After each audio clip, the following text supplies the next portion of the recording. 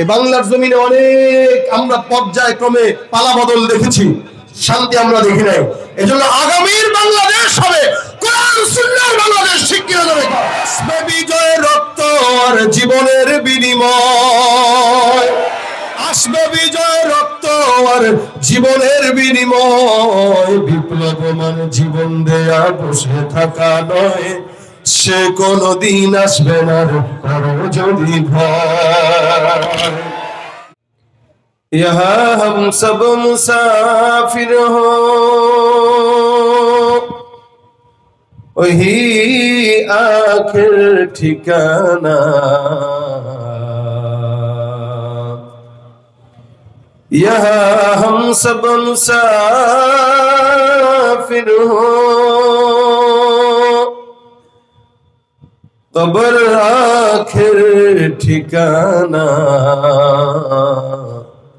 कोई आगे रवाना है, कोई पीछे रवाना। बलगल उला बिकमालिही, कशफत दुजा बिजमालिही, हसनत जमीउ खिसालिही। आवाज दिए जुबान खुले सकले एकटु जिकिर करी, ला इलाहा इल्लल्लाह, ला इलाहा इल्लल्लाह, ला इलाहा इल्लल्लाह, ला इलाहा,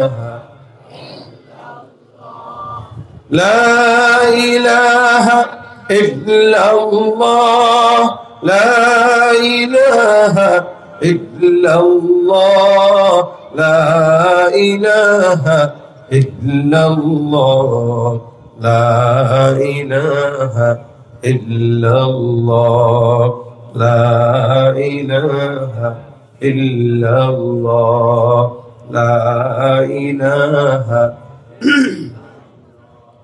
ला इलाहा इल्लल्लाह मुहम्मदुर रसूलुल्लाह सल्लल्लाहु अलैहि वसल्लम। सुब्हानक ला इल्मा लना इल्ला मा अल्लमतना इन्नका अंतल अलीमुल हकीम। रब्बि इश्रह ली सदरी व यस्सिर ली अमरी वहलुल उक़दतम मिन लिसानी यफ्क़हू क़ौली। अस्तग़फिरुल्लाह रब्बी मिन कुल्लि ज़ंबि व अतूबु इलैहि। ला हौला वला कुव्वता इल्ला बिल्लाहिल अलिय्यिल अज़ीम। अल्हम्दुलिल्लाह, আল্লাহ পাক রব্বুল আলামিনের দরবারে অসংখ্য শুকরিয়া যে রব্বুল ইজ্জত ওয়াল জালাল আজকের এই দিনী মজমায়ে মাদ্রাসা সিরাজিয়া মডেল টাউনের উদ্যোগে 2 দিন ব্যাপী 13তম বার্ষিক ওয়াজ মাহফিলের দ্বিতীয় দিনের প্রথম অধিবেশনে মাগরিবের নামাজের পর আমাদের সকলকে একত্রিত হয়ে আসার বসার তৌফিক দান করেছেন। কালিমাতুশ শুকর আদায় করি, সকলে বলি আলহামদুলিল্লাহ। ডানে বামে সবাই মিলে আওয়াজ দিয়ে আলহামদুলিল্লাহ। মুশকিল হয়ে গেছে, আপনাদেরকে দেখে ওনাদেরকে দেখতে পারতেছি না, কষ্ট হয়ে যাচ্ছে। এই জন্য ওনারা মনে করবে হুজুর তো যা বলবে সব আপনাদেরকেই বলবে, আমাদেরকে বলবে না। কিন্তু আমি তো এদিক ফিরতে পারবো, এদিকেও ফিরতে পারবো, এদিকেও ফিরতে পারবো। এই কারণে কোন দিকের ভাইরা চুপচাপ বসে থাকার কোনো প্রকার সুযোগ নাই। আওয়াজ দিয়ে বলেন আলহামদুলিল্লাহ। আল্লাহ পাক যদি তৌফিক দান করে ইনশাআল্লাহ মুখতাসার সময় আপনাদের সামনে 2-4টা কথা বলার নিয়ত করেছি। আল্লাহ যদি তৌফিক দেন এই কথাগুলোর উপরে আমাদেরকে আমল করার, শোনার, আমলের নিয়তে বলার তৌফিক দান করুক। ভাইরা আমার, এখানে আপনারা যারা আসছেন এই গলির হালত দেখে মনে হচ্ছে এগুলো সব দোকান নাকি? তার মানে অনেক বড় একটা ত্যাগের পরীক্ষা ওনারা আজকে দিচ্ছে। কি বলেন? আসতে কয় ঠিক।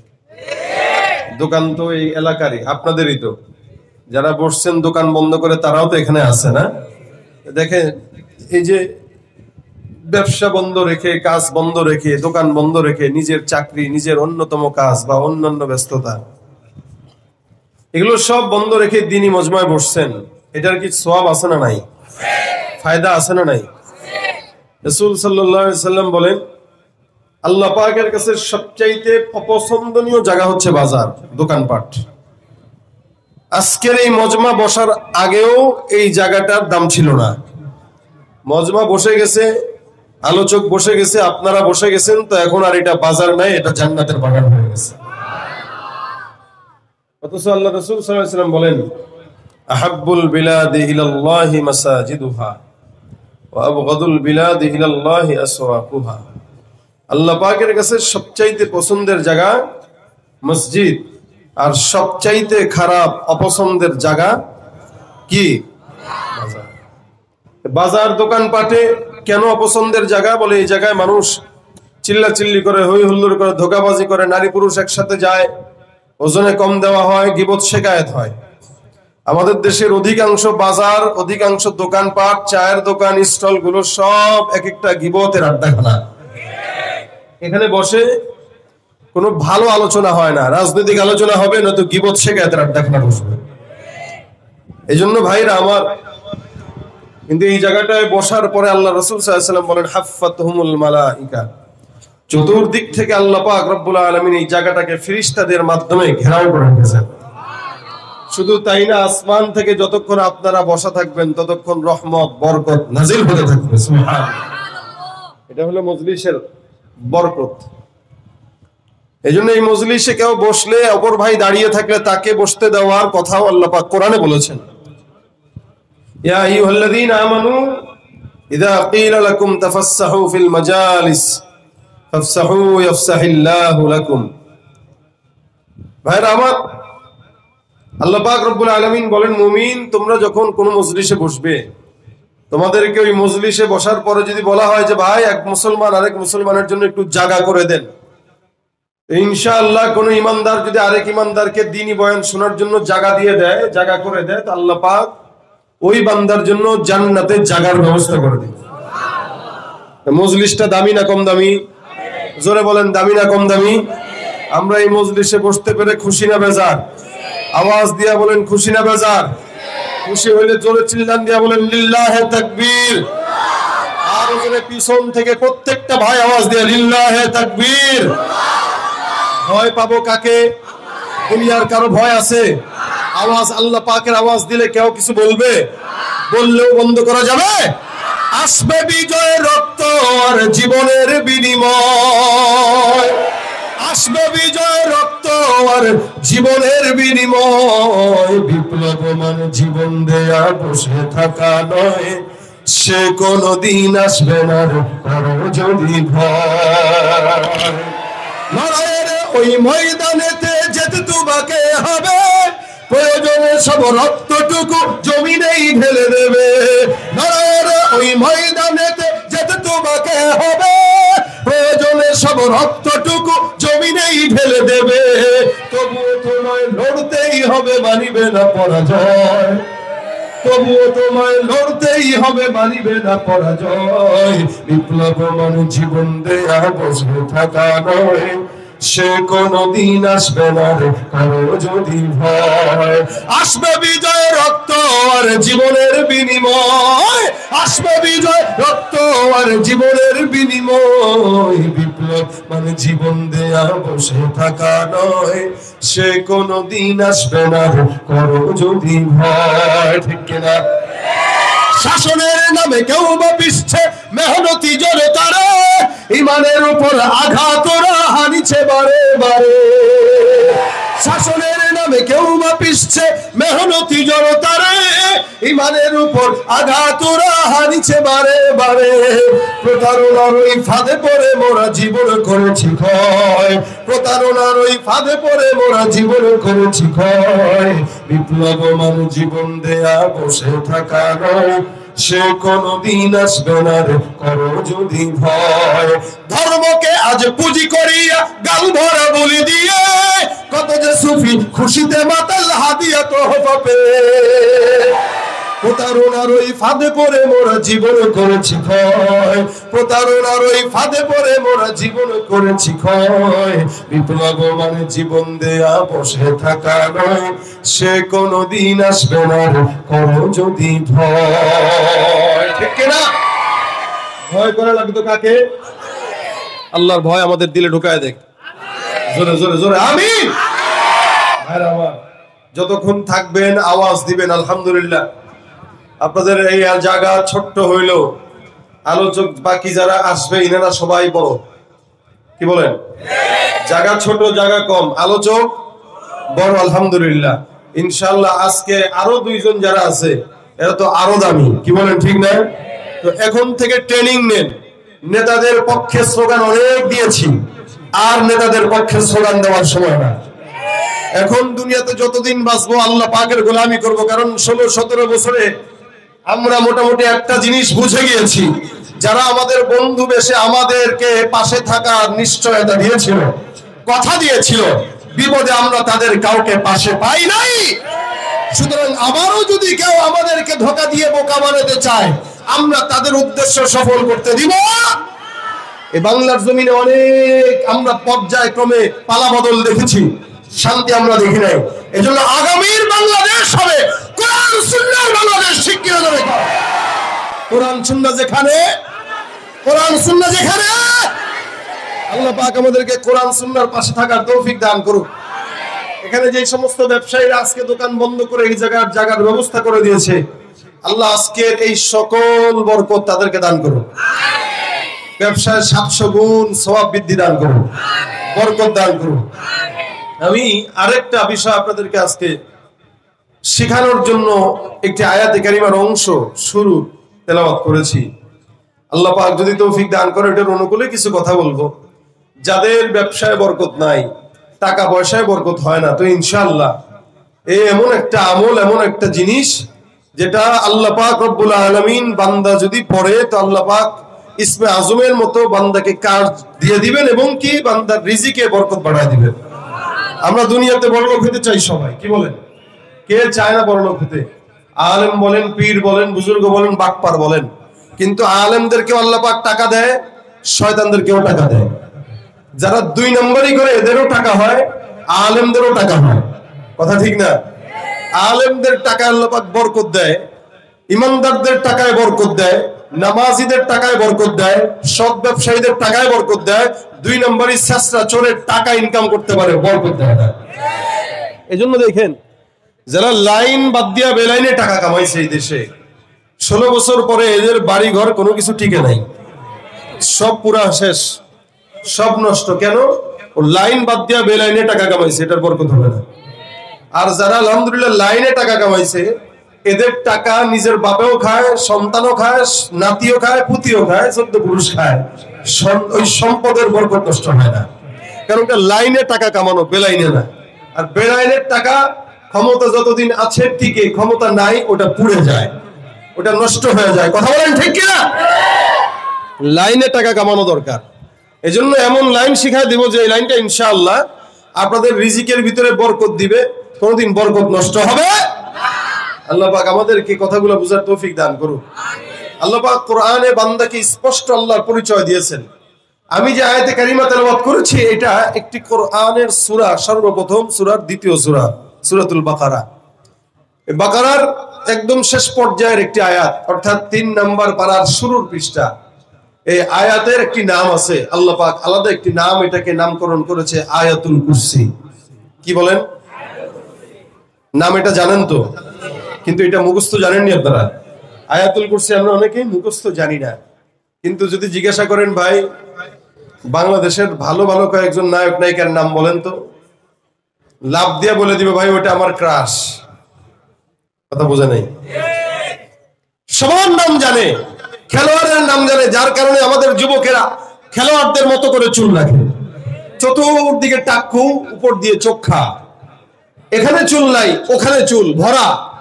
আর কেউ কেউ তো চুল রাখে সজারুর চুলের কাঠা যেরকম শক্ত, চোখা। আমাদের দেশের যুবকদের চুল ডিজাইনটা ওরকম চোখা।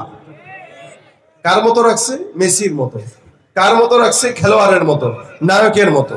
কিন্তু কোরআনের একটা সূরা জিজ্ঞাসা করেন, সূরা বলতে পারে না। এ ভাইরা আমার, এই সূরার নাম আল্লাহ পাক নামকরণ করেছেন আয়াতুল কুরসি। রাসূল সাল্লাল্লাহু আলাইহি ওয়াসাল্লাম হাদিসে এটাকে আয়াতুল কুরসি বলে সম্বোধন করেছেন। এটা আল্লাহ পাকের শান, মান, মর্যাদা আল্লাহ পাক রব্বুল আলামিন বর্ণনা করেছেন। শুরুতেই আল্লাহ পাক স্পষ্ট বান্দাকে শিখায় দিলেন, শোনো এই আয়াতের পরিচয়, এই আয়াতের শুরুতে আমি তোমাদেরকে বুঝায় রাখলাম কি আল্লাহু লা ইলাহা ইল্লাহু, যে আয়াতটা ইসমে আজম, এই আয়াতের শুরুটাই আমি আল্লাহ পাক স্পষ্ট আমার পরিচয় বর্ণনা করে দিলাম। আল্লাহু লা ইলাহা ইল্লাহু, মালিক তো তিনি আল্লাহ, যার সঙ্গে কোনো ইলাহ নাই, যার সঙ্গে কোনো শরীক নাই। যে আল্লাহ পাক বিনা শরীকে আল্লাহ, যে আল্লাহ পাক বিনা শরীকে আল্লাহ, কোন বান্দা তাকে সাথে যদি, তার সাথে যদি কাউকে শরীক করে, ওই বান্দার ঈমান থাকবে না চলে যাবে? চলে যাবে। এটা হলো আয়াতুল কুরসির শুরুর সবক, লা ইলাহা ইল্লাহু আল হাইয়ুল কাইয়ুম। তিনি জীবিত, শুধু জীবিত নয়, চিরঞ্জীব, যে আগেও ছিল, এখনো আছে, ভবিষ্যতেও সরকার গতকাল ছিল, আজকে নাই, আবার কালকে থাকবে কিনা গ্যারান্টি নাই। কিন্তু আল্লাহ পাক আগেও ছিল, এখনো আছে, ভবিষ্যতেও, বলেন আগেও, এখনো, ভবিষ্যতেও। এটা হলো আল্লাহ পাকের সবচেয়ে বড় পাওয়ার, যে মালিক, তার ক্ষমতা নিয়ে কোটি কোটি বছর পার হয়ে যাবে, ক্ষমতা শেষ হবে না। চিরস্থায়ী রব যিনি, তারই তো গোলামি করা দরকার। আল্লাহ পাক স্পষ্ট শিখাই দিয়েছেন। এজন্য বান্দা খবরদার, আল্লাহ ছাড়া কাউকে মানবা না, যত বড় নেতা হোক। নবী করিম স্পষ্ট হাদিসে বর্ণনা করেছেন, লা তাআতা লিমাখলুকিন ফি মাসিয়াতিল খালিক। আল্লাহ পাক বেজার হয় এমন কোন কাজ করা থেকে বেঁচে থাকো। কেন? আল্লাহ পাককে বেজার করে দুনিয়ার কোন মানুষকে খুশি করা হারাম, সম্পূর্ণ নিষেধ। যত বড় নেতা হোক, মা বাবাও যদি হয়, মা বাবা খুশি হয়, আল্লাহ বেজার হয়, এমন খুশি মা বাবাকেও করা যাবে। বিবি খুশি হয়, আল্লাহ বেজার হয়, বিবিকে খুশি করা যাবে। দুনিয়ার সব মানুষ একদিকে, আমার আল্লাহ একদিকে। আমি বলবো দুনিয়ার মানুষ গোল্লায় যাক, আমি আমার মাওলার দিকে যাব। এটা আমার ঈমান। আল্লাহ পাক শিখায় দিলেন, আল্লাহু লা ইলাহা ইল্লাহু আল হাইয়ুল কাইয়ুম। তিনি আল্লাহ, যিনি সারা দুনিয়াতে গোটা বান্দাদের মধ্যে, জিন্নাতের মধ্যে যত মাখলুকাত আছে, সব মাখলুকাতের মধ্যে বিরাজমান। উনার সাথে কোনোদিন কাউকে শরীক করা যাবে না। এটা আমাদের ঈমান। এজন্য ঈমানের কথা আল্লাহ পাক সূরা বাকারার শুরুতেই বলে দিয়েছেন, আল্লাযীনা ইউমিনুনা বিল গায়ব, অদৃশ্যের প্রতি বিশ্বাস করা, এটা ঈমান। ফিতরাতি ভাবে প্রত্যেকটা বান্দা মুমিন হয়ে জন্মগ্রহণ করে। রাসূল সাল্লাল্লাহু আলাইহি ওয়াসাল্লাম হাদিসে বলেন, কুল্লু মাউলুদিন ইউলাদু আলা ফিতরা, প্রত্যেকটা মানুষ, প্রত্যেকটা জন্ম তার ফিতরাতে ইসলামের উপরে জন্মগ্রহণ করে। ফাআবাওয়াহু ইউহাউইদানিহি আও ইউনাসরানিহি আও ইউনাজ্জিসানিহি। আল্লাহ রাসূল বলেন, তাদের বাবা মা তাদেরকে ইহুদি বানায়, বাবা মা নাসারা বানায়, বাবা মা হিন্দু বানায়, বাবা মা খ্রিস্টান বানায়, বাবা মা নাস্তিক বানায়, বাবা মাই আল্লাহওয়ালা বুজুর্গ বানায়। সন্তানের দোষ না, এটা ছোট বাচ্চা, ও ফিতরাত ইসলামের উপরে জন্মগ্রহণ করে, তার ফিতরাত ভিতরে কিন্তু ইসলামটাই বসবাস করে, কিন্তু উপরে কুফরির চাদর পেঁচায় থাকে। চাদর যদি সরে যায় তো ইসলাম কবুল করে নেয়। আমি গতকাল আশুলিয়াতে মাহফিল করছি, যেই ময়দানে মাহফিল করছি, অনেক বড় ময়দান, না হইলেও হয়তো 10-15-20 হাজার মানুষ ধরে এরকম ময়দান। আমি যাওয়ার পরে শুনলাম ওই ময়দানটা হিন্দুর মালিকানা, এবং এই হিন্দু ভাইয়েরা আমার ভক্ত, যার কারণে মাহফিলের জন্য তাদের মাঠ তারা মাহফিলের জন্য দিয়ে দিছে, যে আপনারা মাহফিল করেন, হুজুরকে আনেন। এটা আপনাদের কাছে অবাক মনে হচ্ছে না? কথা বলে না। হিন্দু ভাইদের জায়গা মাহফিল করার জন্য মুসলমানদেরকে দিয়ে দিচ্ছেন, যে আপনারা হুজুরকে আনেন, আমরা এই মাঠের জায়গা ছেড়ে দিব। এরপরেও আলহামদুলিল্লাহ আমাদের দেশের মুসলমান, হিন্দু, ইহুদি, খ্রিস্টান আমরা মিলেমিশেই তো বসবাস করি, কি বলেন আপনারা? এরপরেও কিছু বেঈমানরা আমাদের সাথে, তাদের সঙ্গে দাঙ্গা লাগানোর জন্য, দাঙ্গা হাঙ্গামা লাগানোর জন্য পায়তারা করতেছে, আমরা নাকি তাদের উপর আক্রমণ করি। এই কথা সমাজের জায়গায় জায়গায় মিডিয়ার মাধ্যমে প্রচার করতে চায়। শুনে রাখা দরকার, এদেশ থেকে স্বৈরাচারীরা বিদায় হয়েছে, তাদের চেলা চামুন্ডা বিদায় হয় নাই। এরাই আজকে আমাদের ভিতরে দাঙ্গা লাগানোর পায়তারা করে, ঠিক কিনা বলেন? সেখানে মাহফিলে আমি যখন বয়ান করতেছিলাম, বয়ানের আধা ঘন্টার মাথায় আমার বাম পাশে এই জায়গার যে মালিক হিন্দু ভাই, উনি বসা ছিলেন চেয়ারে, উনি বয়ান শুনতেছিলেন। একদম কালো মানুষ একদম। তো বয়ানের ফাঁকে উনি হুট করে দৌড় দিয়ে এসে সামনে আমার পায়ের কাছে এসা এইভাবে মাথাটা দিয়া সে সেজদার মতো করে পায়ের সামনে মাথাটা ঝুঁকাই দিচ্ছে। এটা হচ্ছে তার কাছে সর্বোচ্চ সম্মানের জায়গা। তারা তাদের দেবতাদের জন্য যা করে এটা। তা আমি তাকে এভাবে বলতেছিলাম, আমি তার চিনি না, আমি তাকে বলতেছিলাম, হাত দিয়ে ইশারা করতেছিলাম, সে সরতেছে না, সে পায়ের সামনে এভাবে পড়ে দিচ্ছে। তা আমি কিছুক্ষণ পরে বললাম, ভাই নাম কি? দেখবেন আমরা মাঝে মাঝে বয়ান করলে কিছু কিছু জায়গায় চরমনার কিছু মুরিদটা থাকে, এই পাগলরা এমন হালত হয় যে তখন নিজের ভিতরে আর থাকে না, ওর নিজের হুশও নিজের ভিতরে রাখে না। ওই বান্দাটার হালত আমি ঠিক বুঝলাম, এরকম অবস্থা হয়ে গেছে। আমি বললাম নাম কি? কোনো নাম নাই, এভাবে বলতেছে, কোনো নাম নাই। পাশ থেকে একজন বললেন, হুজুর এটা ওনার জায়গা। আমি বললাম, ভাই কি দোয়া করবো আপনার জন্য? সব মানুষকে সামনে নিয়ে বললাম, আল্লাহ পাক তাকে ইমানের নূর দান করুন। তো সেও সবার সামনে এরকম করতেছে, আমিন। চলে গেছে, আবার বয়ান শুনছে। লাস্টে বয়ানের পরে মুনাজাতের পরে আবার সে আসছে, এসে আবার সে পায়ের কাছে এসে এরকম মাথা নো। আমি কই, ভাই মানুষকে মানুষ সেজদা দেয় না, মাথা উঠান। আমি তার মাথায় হাত বোলাইলাম, তার চোখে আমি পানি দেখতে পেয়েছি। তখন আমি আজকের এই যে হাদিসটা আপনাকে বললাম, রাসূল সাল্লাল্লাহু আলাইহি ওয়াসাল্লাম বলেছেন প্রত্যেকটা মানুষ ফিতরতি ইসলামের উপরে জন্মগ্রহণ করে। আপনি তার কলবের ভিতরে আঘাত দিতে পারবেন, তার উপরের কুফরের চাদর আল্লাহ পাক সরাই দিয়ে তাকে মুসলমান বানায় দিবেন।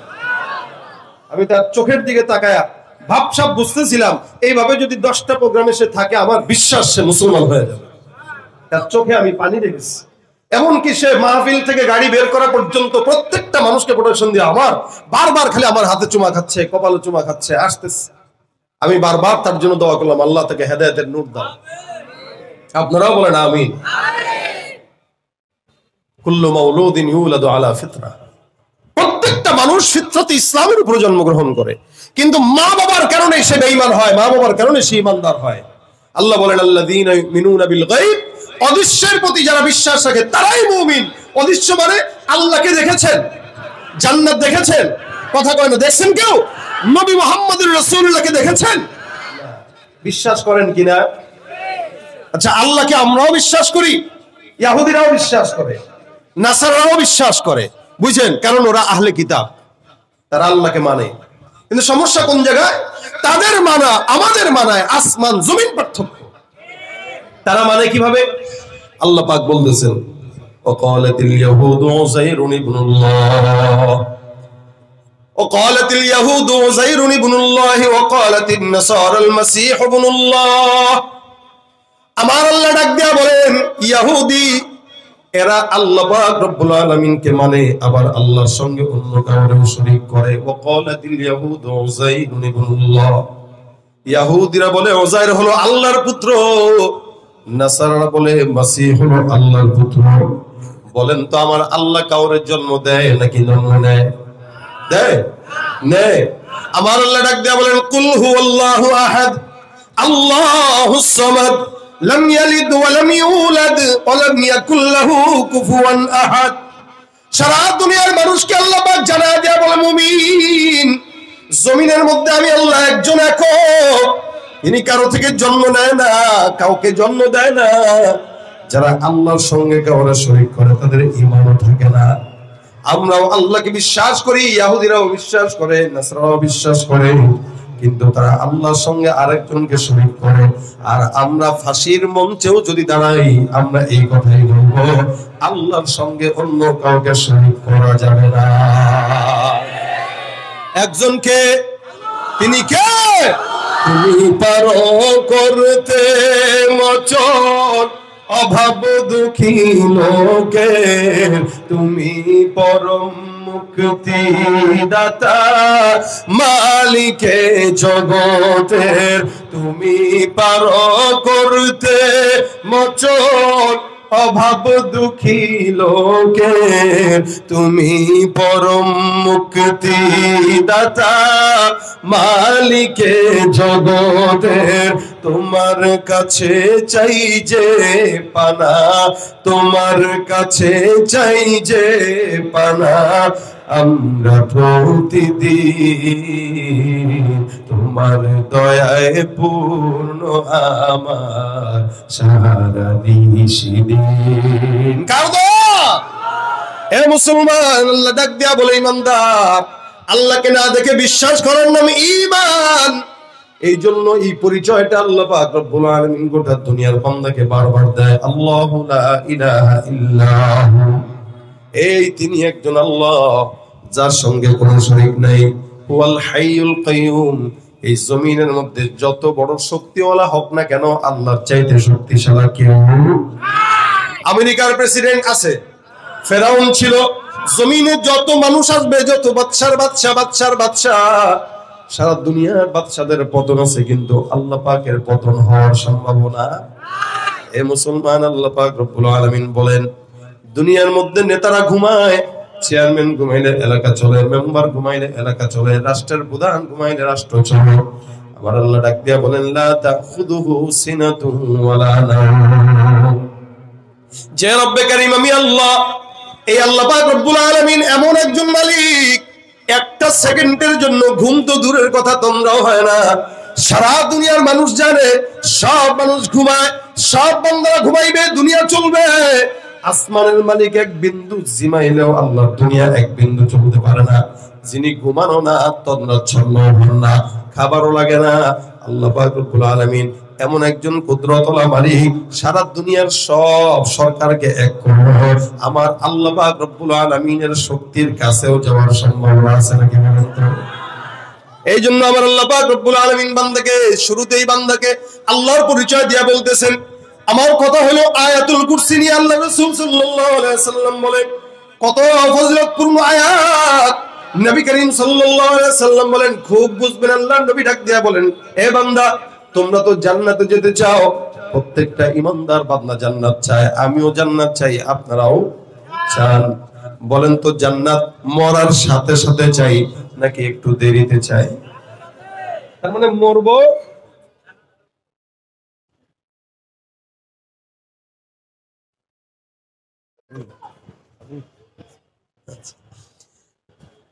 আচ্ছা আমরা কি চাই যে মরার সাথে সাথে নাকি 10 বছর একটু জাহান্নামে ঢোকার পরে? প্রত্যেকটা মানুষ, যদিও সবাই গুনাহগার, আমিও গুনাহগার, আপনারাও গুনাহগার, এমন কেউ নাই যার গুনাহের কোনো ফিরিস্তি নাই। প্রত্যেকটা বান্দা গুনাহগার, কিন্তু গুনাহগার বান্দা, সবচেয়ে গুনাহগার বান্দা হেউ কয় যে আল্লাহ আমারে ক্ষমা করবে ইনশাআল্লাহ। আর আমাদের দেশে ওই লতিফ কাজ্জাবি, হে তো ডাইরেক্ট গুনাহ যে করছে স্বীকারই করে না। কি দেখেন নাই? আব্দুল লতিফ সিদ্দিকী বলে, আমি আব্দুল লতিফ সিদ্দিকীর কোনো গুনাহ নাই, নাউজুবিল্লাহ কয় না। কত বড় শয়তান হইলে পরে এই কথা কয়। আর শয়তানও তো তাকে দেখলে লজ্জা পায়, ঠিক কিনা বলেন? শয়তানও আল্লাহর কাছে হয়তো কয়, আল্লাহ গো, আমি তো এরকম 2024 সালে এত বড় শয়তান পাবো আমারও কল্পনাও ছিল না। আমি আল্লাহর নিয়ামত আশা করি, আল্লাহ পাক আমার রিজিক দিছে, আমি এই জন্য শুকরিয়া করি, কিন্তু ক্ষমা প্রার্থী না, কারণ গুনাহই করি নাই, ক্ষমা চাবো কেন? এক গুনাহগার হওয়ার জন্য এর কথার চেয়ে বড় কথা আছে? আর ভাইরা আমার, দেখেন নবী করিম সাল্লাল্লাহু আলাইহি ওয়াসাল্লাম বলেন, কেউ যদি আগে আগে জান্নাতে যেতে চাও, নবী ডাক দিয়া বলেন একটা আয়াত, মান ক্বারা আয়াতুল কুরসি ফি দুবুরি কুল্লি সালাতিন মাকতুবা। ফজরের নামাজের পর, জোহরের নামাজের পর, আসরের নামাজের পর, মাগরিবের নামাজের পর, ইশার নামাজের পর, আল্লাহর রাসূল ডাক দিয়া বলেন, উম্মত, 5 ওয়াক্ত নামাজের পর যদি কোনো ইমানদার বান্দা একবার করে আয়াতুল কুরসি তেলাওয়াত করে, কয় ওয়াক্ত নামাজের পর? 5 ওয়াক্ত নামাজের পর পড়বে কয়বার? একবার। রাসূল বলেন 5 ওয়াক্ত নামাজের পর একবার যদি কোনো ইমানদার বান্দা এটা পড়ে, আমার আল্লাহ পাক রব্বুল আলামিন ওই বান্দাকে মরার সাথে সাথে জান্নাত দান করে দিবেন। দুনিয়া আর জান্নাতের মাঝখানে মৃত্যু ছাড়া কেউ তাকে জান্নাতে যেতে বাধা দিবে না।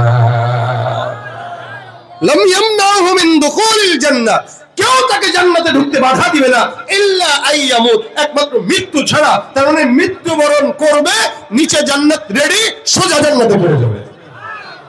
আমলটা কঠিন না সহজ? বলেন না, কঠিন না সহজ?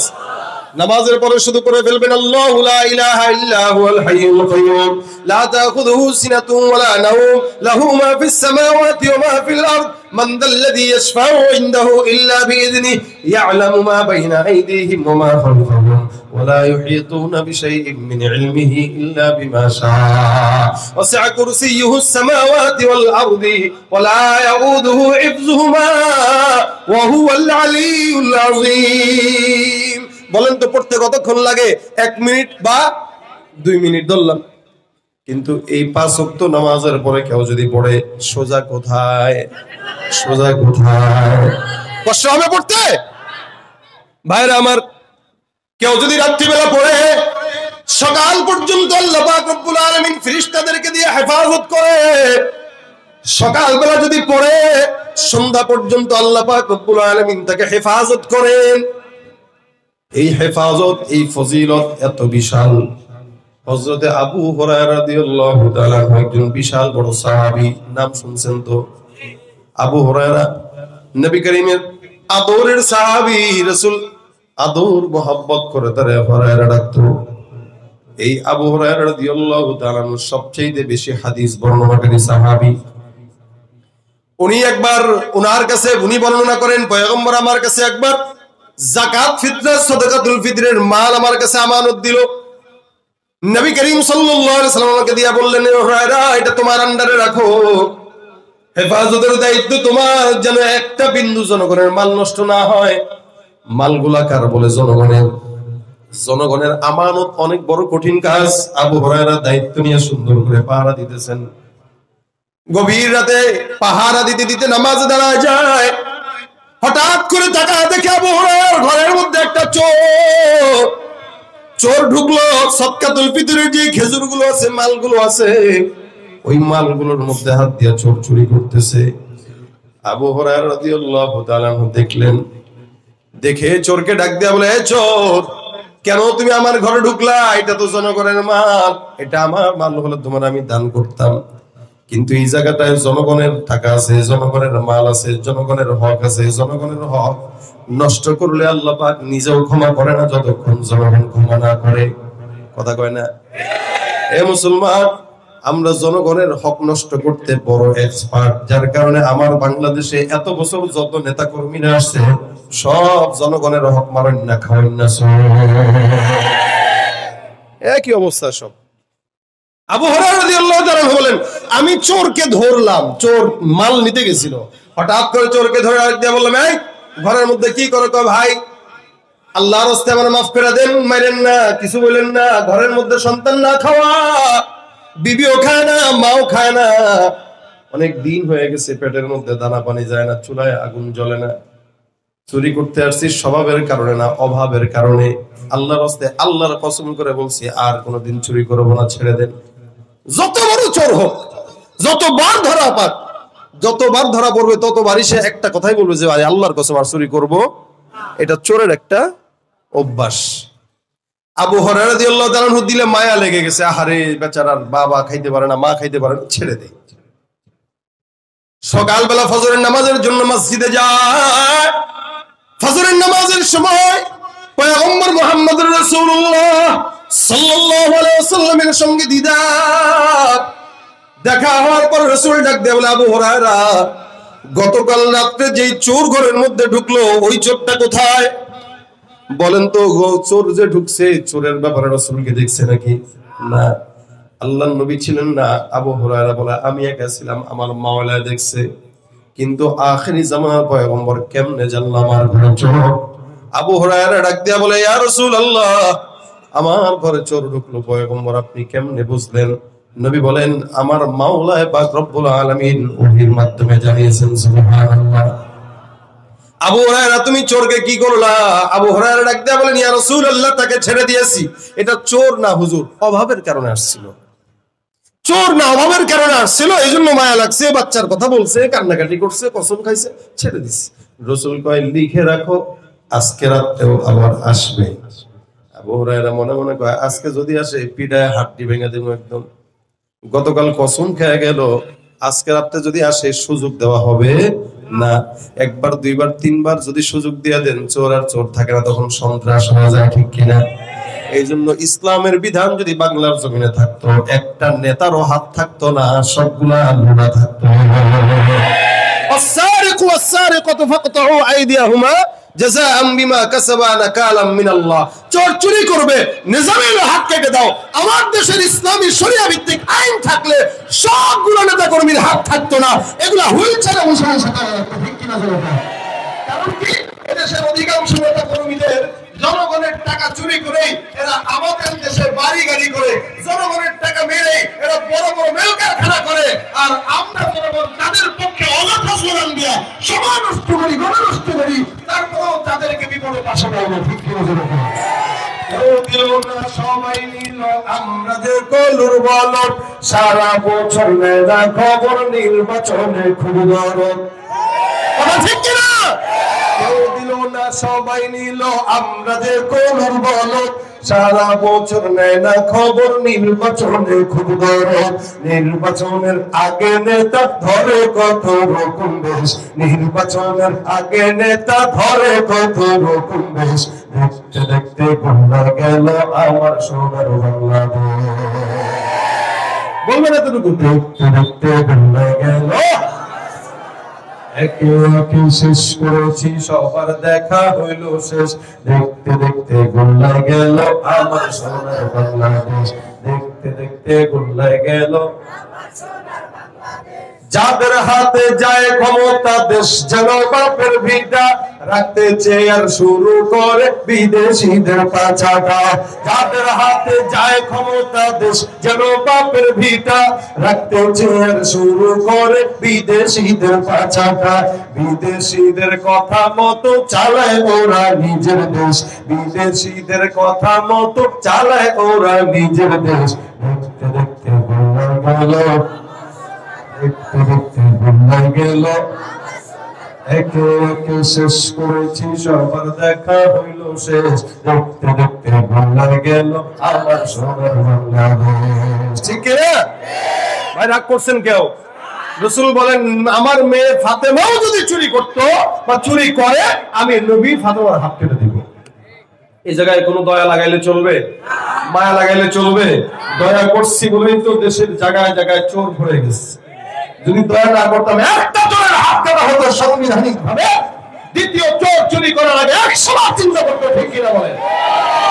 আবু হুরায়রা রাদিয়াল্লাহু তাআলা মায়া লাগাইছেন, যার কারণে আবার পরের রাত্রিতে নামাজের মধ্যে দাঁড়াইলেন, তাকায় দেখে চোর হাজির। আবু হুরায়রা চোরের দিকে তাকায়, ডাক দিয়া কয়, কি ব্যাপার? গত রাতে তোমাকে ছেড়ে দিলাম মোহাব্বত কইরা, মায়া কইরা, দয়া কইরা, আজকে আবার কেন তুমি আমার ঘরে ঢুকলা? চোর ডাক দিয়া কয়, হুজুর গতকাল চুরি করতে ঢুকছি কিন্তু চুরি করতে পারি নাই, আপনি ধরে ফেলছেন, বিদায় দিয়া দিছেন, চিন্তা করলাম আজকে যাই, আবারও যদি কিছু ওখান থেকে নেওয়া যায়, যার কারণে আজকে ঢুকে গেলাম, হুজুর আল্লাহর কসম আর চুরি করব না। দ্বিতীয় দিন আবার চুরি করলো, চুরি করবে না কসম খাইলো। প্রথম দিন ধরা খাওয়ার পর আবু হুরায়রা ছেড়ে দিলেন, এখন ছাড় না, কান্নাকাটি করতে করতে অস্থির, মায়ের কসম খায়, বাবার কসম খায়, সন্তানের কসম খায়। আবু হুরায়রা দিলের মধ্যে দয়া মায়া লেগে গেছে, চিন্তা করলেন দরকার নাই, ছেড়ে দিই, থাক, ভেজালের দরকার কি, ছেড়ে দিলেন, চলে গেল। ফজরের নামাজের সময় আমার পয়গম্বর ডাক দেয়া বলে, আবু হুরায়রা ব্যাপার কি, কোন জায়গায় গেল, চোরটা কোথায়? আবু হুরায়রা কাউকে ছেড়ে দিছি। নবী ডাক দেয়া কয়, ছেড়ে দিছো, মনে রেখো আজকে আবার আসবে। আবু হুরায়রা কয়, হুজুর আজকে যদি আসে রশি কিনে নিয়ে যাবো, বাইন্দা সকালে আপনার কাছে নিয়ে আসবো। আবু হুরায়রা রশি রেডি করে সকালবেলা রাত্রিবেলা পয়গম্বর সাল্লাল্লাহু আলাইহি ওয়াসাল্লামের কাছে হাজির করার জন্য তৈরি। গভীর রাত হয়ে গেল, চোর মহোদয় হাজির। আবু হুরায়রা কয়, পেয়ে গেলাম, গত 2 দিন আসলা, আজকে আসবার নিয়ত করলাম, ওয়াদা করলাম, আবার আজকে তুমি আসছো, সুতরাং আজকে তোমাকে ছাড়াছাড়ি নাই। রশি দিয়ে সুন্দর করে হাতটা বেঁধে দিল, বেঁধে বেঁধে ডাক দিয়া বলতেছেন, আবু হুরায়রা। আবু হুরায়রা রাদিয়াল্লাহু তাআলা বলেন, সকালবেলা ফজরের নামাজের সময় মসজিদে পয়গম্বরের সঙ্গে দেখা করে দিল। রাসূলের তো মেজাজ গরম হয়ে গেছে, দেখা যদি হয় পয়গম্বর তো ফাটায় ফেলবে। এবার খালি চক্রান্ত করতেছে, কোন কথা বলে এখান থেকে বিদায় হওয়া যায়।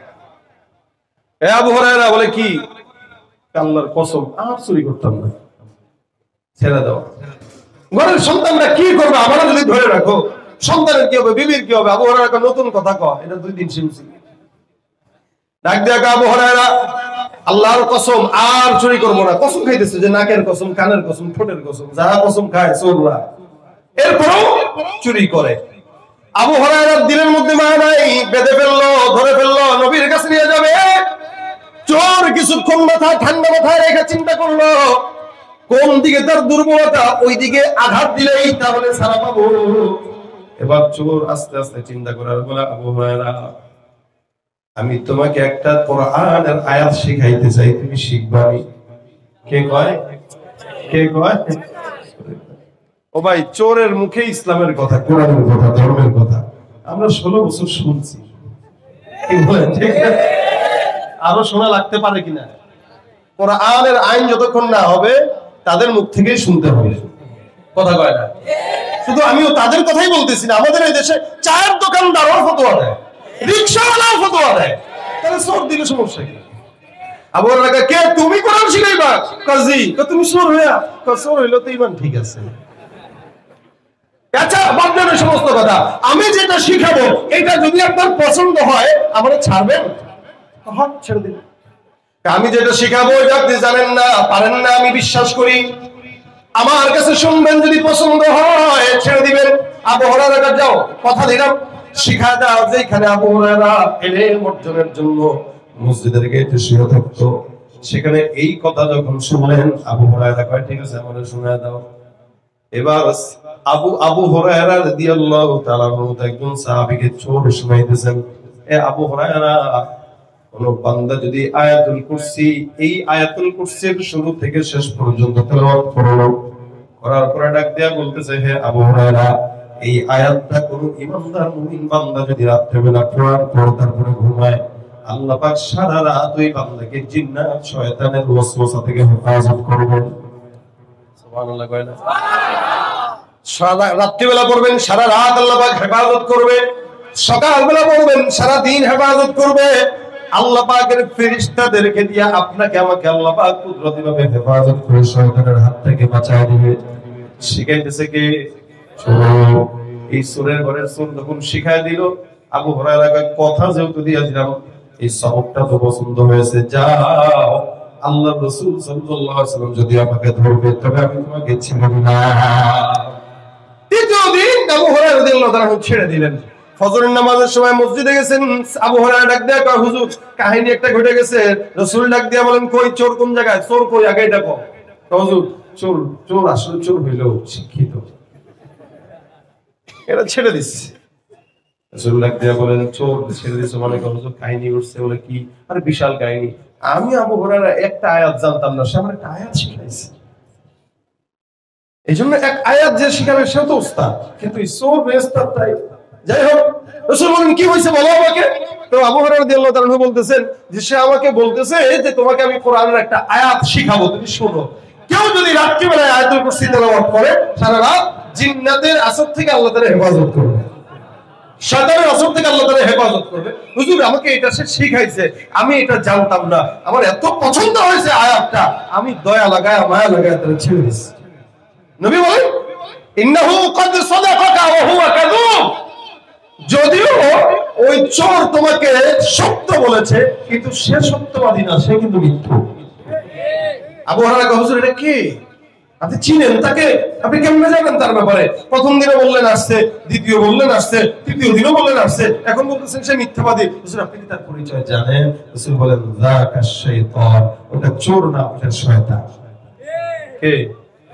তার মানে এতক্ষণ কার গল্প শুনছেন? জোরে বলেন, কার গল্প? শয়তান যদি শিখায় যে আমি শয়তান হয়ে আমি বলতেছি, শোনো আবু হুরায়রা, তুমি যদি আমার থেকে বাঁচতে চাও তাহলে এই আয়াত পড়বা, তাহলে এই কথাটার গ্যারান্টি আছে না?